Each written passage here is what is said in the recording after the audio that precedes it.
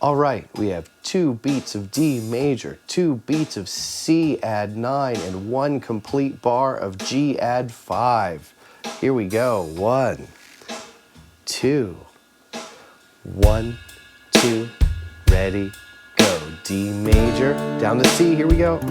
Good, now 1 complete bar of G. 2, 3, up to D now. D, down to C, down to G.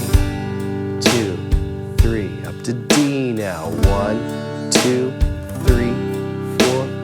1, 2, 3, 4. D, 2.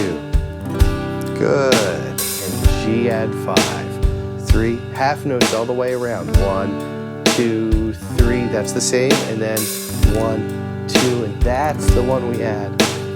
1, 2, 3, 4. 1, 2, 3, 4. Good.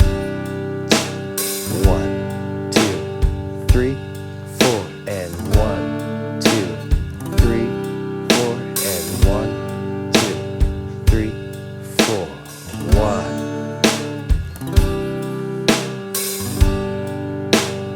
Excellent.